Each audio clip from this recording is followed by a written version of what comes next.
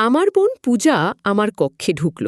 আমি বললাম, কি হলো পূজা, তুমি এই সময় আমার কক্ষে কেন আসলি? কিছু ব্যাপার কি আছে? সে বলল, ভিকি দাদা, আমাকে তোমার সাথে কিছু জরুরি কথা বলতে হবে। আমি বললাম, হ্যাঁ বলো, কি কথা? পূজা আমার কাছে বসে পড়ল। আজ পূজার মনটা কিছু ভালো লাগছিল না। সে নিজের নখ চিবাতে চিবাতে বলল, দাদা, এখন আমরা দুজন ভালো বন্ধু হয়ে গেছি, তাহলে তোমার কি মনে হয়? আমি বললাম, পূজা, আমি কিছু বুঝতে পারছি না। আমি বুঝতে পারছিলাম না যে পূজার মনে কি চলছে, তবে আমি চাইছিলাম যে সে নিজের মুখে যেটা বলবে সেটা যেন আমার মনের মতোই হয়। আমি বললাম, পূজা, তুমি সত্যি সত্যি বলো, তুমি আসলে কি বলতে চাও? পূজা উঠে দাঁড়ালো এবং ঘরের মধ্যে এদিকে ওদিকে হাঁটতে লাগল। সে বলল, আমাকে কেমন লাগে তোমার? আমি বললাম, তুমি অনেক সুন্দর। পূজা বলল, আমাকে দেখে তোমার কিছু করার মন হয় না? আমি বললাম, পূজা, তুমি জানো তুমি কি বলছো? তখন পূজা বলল, দাদা, এটা সত্যি। পূজার কথাগুলো আমাকে কিছুটা বিভ্রান্ত করে ফেলেছিল। আমি তার দিকে তাকালাম। সে আমাকে গুরুতরভাবে দেখছিল। তার চোখে একটি অদ্ভুত ঝলক ছিল। আমি বললাম, পূজা, এই কথাগুলি ঠিক না। আমরা একে অপরের ভালো বন্ধু, আর এই সম্পর্কের একটি সীমা রয়েছে।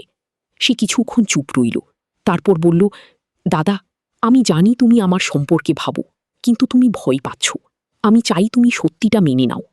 আমি গভীর শ্বাস নিলাম এবং বললাম, পূজা, বন্ধুত্বের একটা মর্যাদা থাকে। আমি চাই না আমরা সেই সীমা ছাড়িয়ে যাই। সে আমার কাছে এসে বলল, কিন্তু তুমি কখনো কি ভেবেছ না আমরা একে অপরের জন্য কিছু বিশেষ হতে পারি? আমি তার চোখে তাকিয়ে বললাম, পূজা, এটা ভুল। আমাদের মধ্যে যে বন্ধুত্ব আছে তা খুব মূল্যবান। আমি এটা হারাতে চাই না। সে কিছুটা হতাশ হয়ে পিছনে সরে গেল। গভীর শ্বাস নিয়ে বলল, হয়তো তুমি সঠিক বলছো, হয়তো আমি অনেক বেশি ভাবছিলাম। আমি তাকে সান্ত্বনা দেওয়ার চেষ্টা করলাম।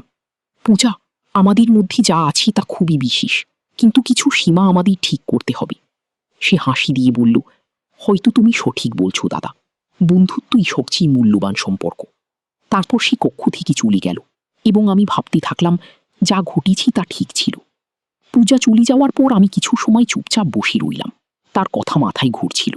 কি সে সত্যিই কিছু আর চাচ্ছিল, নাকি এটা শুধুই একটা ভুল ধারণা ছিল? আমি নিজেকে শান্ত করলাম এবং ভাবলাম, যা হয়েছে তা ছেড়ে দিতে হবে। হয়তো পূজা অনুভূতির দিক দিয়ে এগিয়ে গিয়েছিল, কিন্তু আমরা সঠিক সিদ্ধান্তই নিয়েছিলাম। পরের দিন যখন আমি পূজার সাথে দেখা করলাম, পরিস্থিতি কিছুটা অদ্ভুত ছিল। সে আগের মতো হাস্যরস করছিল না, তবে আমি বুঝতে পারলাম যে সে স্বাভাবিক হওয়ার চেষ্টা করছে। আমি হাসি দিয়ে বললাম, কেমন আছো পূজা? সে হালকা হাসি দিয়ে বলল, ঠিক আছি দাদা, তুমি কেমন আছো? আমরা আবার স্বাভাবিক কথা বলতে শুরু করলাম, যেন কিছুই হয়নি। কিন্তু কোথাও না কোথাও আমরা জানতাম, সেদিন রাতে যে কথা হয়েছিল তা আমাদের সম্পর্কের মধ্যে একটু পরিবর্তন এনেছিল। দিনগুলো চলে গেল এবং ধীরে ধীরে সেই অদ্ভুত অনুভূতি চলে গেল। আমাদের বন্ধুত্ব আগের মতো হয়ে গেল। কিন্তু এবার আমরা জানতাম যে সেই সীমা আমরা চিরকাল বুঝে নিয়েছি। পূজা এবং আমি কখনো সেই রাতের কথা আর বলিনি। আমাদের সম্পর্ক এখন আরও শক্তিশালী হয়ে উঠেছে, কারণ আমরা একে অপরের অনুভূতিকে বুঝেছি এবং সম্মান জানিয়েছি। সময় গড়ানোর সাথে সাথে আমাদের বন্ধুত্বে স্থিরতা এল এবং তা আরও গভীর ও বোঝাপড়ায় পূর্ণ হয়ে উঠল। পূজা এবং আমি একে অপরকে সম্মান দিয়ে আমাদের জীবনকে আলাদা আলাদা দিশায় এগিয়ে নিয়ে চললাম। একদিন যখন আমরা দুজন একটি ক্যাফেতে বসেছিলাম, পূজা হাসতে হাসতে বলল, দাদা, কখনই কি সেই রাতটা মনে পড়ে? আমি হাসি দিয়ে উত্তর দিলাম, সত্যি বললে হ্যাঁ, কিন্তু এখন সেটা শুধুই একটি স্মৃতি হয়ে গেছে। একটি এমন মুহূর্ত এলো যেখানে আমরা দুজনেই আমাদের বন্ধুত্ব আরও শক্তিশালী করেছি। পূজা মাথা নেড়ে বলল, আমাকে খুশি লাগছে যে আমরা সঠিক সিদ্ধান্ত নিয়েছি। যদি সে সময় আমরা আবেগের বশে চলে যেতাম, তবে হয়তো আজ আমাদের বন্ধুত্ব এই রূপে থাকত না। আমি সম্মতিসূচক মাথা নেড়ে বললাম, আমরা একে অপরকে বুঝেছি এবং সম্মান দিয়েছি। সময় সময় যতই এগিয়ে গেল, আমাদের জীবনে নতুন নতুন ঘটনা আসতে থাকল। পূজার একটি নতুন চাকরি শুরু হল এবং আমার জীবনও নতুন পরিবর্তনগুলো কাটাতে শুরু করল। একদিন পূজা আমাকে জানালো যে তার বিয়ে হয়ে গেছে। তার চোখে খুশি এবং একটু ভয়ও ছিল। দাদা, আমি নতুন জীবনে শুরু করতে যাচ্ছি। আমি হাসতে হাসতে বললাম, এটা তো খুব ভালো খবর পূজা, আমি তোমার জন্য অনেক খুশি। সে আমার কাছে এসে বসে বলল, তুমি সবসময় আমার সবচেয়ে ভালো বন্ধু থাকবে দাদা। তুমি আমাকে সবসময় সঠিক পথ দেখিয়েছ, আর আজও তোমার কাছ থেকে পরামর্শ নেওয়া আমার কাছে বিশেষ। বিয়ের দিন আমি সেখানে ছিলাম। পূজাকে অত্যন্ত সুন্দর লাগছিল। সে দূর থেকে আমাকে দেখে হাসল। আমাদের চোখে সেই পুরনো বন্ধুত্বের চমক ছিল, যেখানে ছিল বিশ্বাস, বোঝাপড়া এবং সম্মান। সময় হয়তো আমাদেরকে আলাদা আলাদা পথে নিয়ে গিয়েছিল, তবে আমাদের বন্ধুত্ব সবসময় টিকেছিল। এটি ছিল এমন একটি বন্ধন যা সময় বা পরিস্থিতি পরিবর্তন করতে পারেনি। আমাদের গল্প একটি উদাহরণ হয়ে উঠেছিল, যেখানে ছিল না কোনো আফসোস, না কোনো তিক্ততা, শুধু একে অপরের অনুভূতিগুলোর সম্মান। পূজা বিয়ের পর জীবন আবার তার স্বাভাবিক গতিতে চলতে শুরু করল। আমি আমার ক্যারিয়ার এবং নতুন দায়িত্বে ব্যস্ত হয়ে গেলাম। আমরা দুজনেই নিজেদের নিজস্ব পৃথিবীতে পুরোপুরি ব্যস্ত হয়ে পড়েছিলাম। তবে মাঝে মাঝে আমাদের কথা হতো। একবার অনেক দিন পর পূজা আমাকে ফোন করল। তার কণ্ঠে সেই পুরনো বন্ধুত্বের উষ্ণতা ছিল। সে বলল, অনেক দিন হলো তোমার সাথে দেখা হয়নি। তুমি কি এই সপ্তাহে ফ্রি হবে? আমাদের এক কাপ কফি খেতে হবে। আমি কোনো দ্বিধা না করে সম্মত হলাম। কারণ এত পুরনো বন্ধুত্বকে আবার নতুন করে অনুভব করার সুযোগ পাওয়া ছিল বিশেষ। যখন আমরা মিললাম, তখন সবকিছু ঠিক আগের মতো ছিল মনে হচ্ছিল। কিছুই বদলায়নি।